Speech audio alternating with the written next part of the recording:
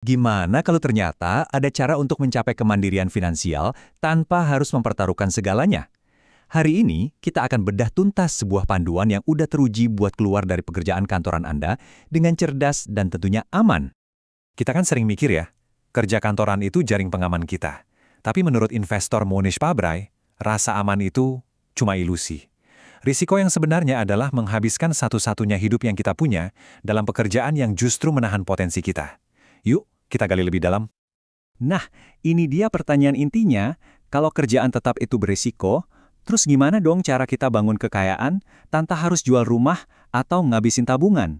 Jawabannya bukan soal nekat, tapi soal menggunakan kerangka berpikir yang tepat. Oke, jadi mari kita mulai dengan membongkar apa itu risiko yang sebenarnya. Dan saya akan kenalkan perangkat pertama yang bakal mengubah cara kita melihat peluang. Alat utama kita di sini namanya model mental. Anggap aja ini kayak kacamata khusus deh. Sebuah kerangka berpikir sederhana yang membantu kita mengambil keputusan jauh lebih cerdas. Ini bukan sihir, tapi cara yang terstruktur buat meminimalkan risiko, persis seperti yang dipakai para pengusaha sukses. Sekarang kita masuk ke model mental yang pertama, dan ini mungkin bakal bikin kalian kaget.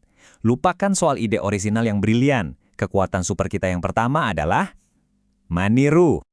Kita kan sering banget diajarin harus original, harus beda, tapi faktanya hampir semua pengusaha legendaris itu adalah peniru yang hebat. Mereka ambil konsep yang udah terbukti berhasil, terus dibikin sedikit lebih baik atau dibawa ke pasar yang baru. Coba deh lihat Microsoft.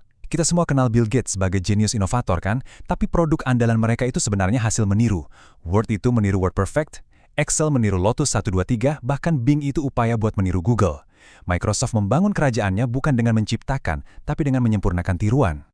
Dan ini bukan cuma Microsoft loh.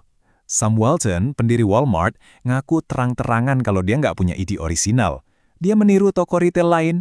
Howard Schultz ngelihat konsep kafe di Italia, terus dia tiru di Amerika, dan jadilah Starbucks. Jadi, poin pentingnya, meniru itu strategi, bukan jalan pintas yang jelek.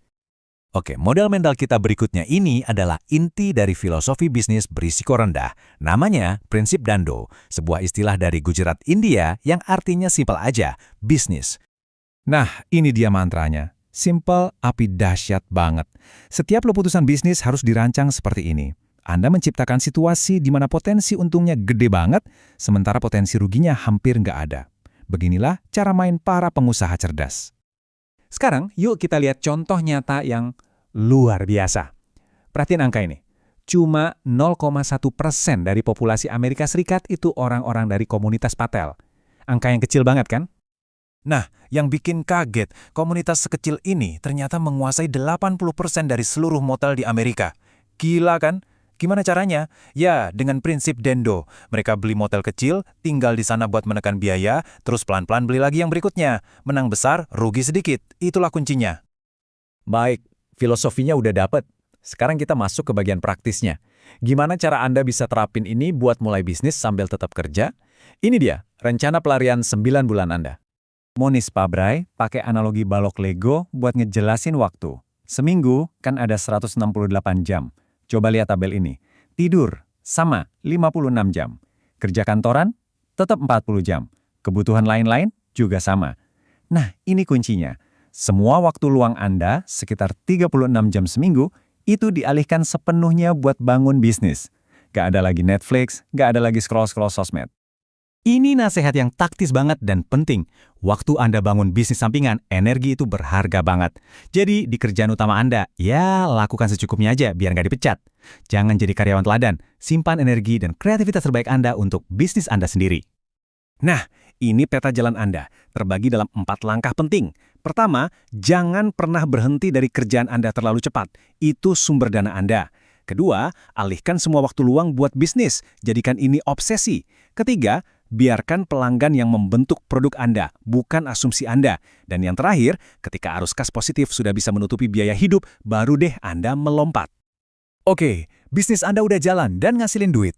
Tapi permainan belum selesai. Sekarang kita pindah dari sekedar nyari duit ke membangun kekayaan yang sesungguhnya. Inilah saatnya uang mulai bekerja untuk Anda. Ini ada satu lagi model mental yang simple tapi berguna banget. Aturan 72. Mau tahu berapa lama duit Anda bakal jadi 2 kali lipat? Gampang. Tinggal bagi aja angka 72 dengan tingkat return tahunan. Contoh, return 10% setahun, berarti duit Anda bakal double tiap 7,2 tahun. Simple banget kan? Kekuatan bunga majemuk yang paling dahsyat itu kelihatan dari kisah pembelian Pulau Manhattan. Dulu, di tahun 1623, pulau itu dibeli cuma seharga $23. Kalau aja uang itu diinvestasiin dengan return 7% setahun, lihat deh, 400 tahun kemudian angka itu meledak jadi $23 triliun. Ini bukti kalau waktu itu aset terbesar Anda dalam membangun kekayaan. Dan kita sampai di akhir pembahasan kita. Setelah semua strategi dan angka-angka tadi, pertanyaan paling penting sebenarnya bukan soal uang. Pertanyaannya, balik ke diri Anda sendiri. Monis Pabra nyebutnya mengeluarkan musik Anda. Apa sih panggilan unik Anda? Karya apa yang cuma Anda yang bisa kasih ke dunia? Karena pada akhirnya, itulah alasan sebenarnya kita mau mulai perjalanan ini.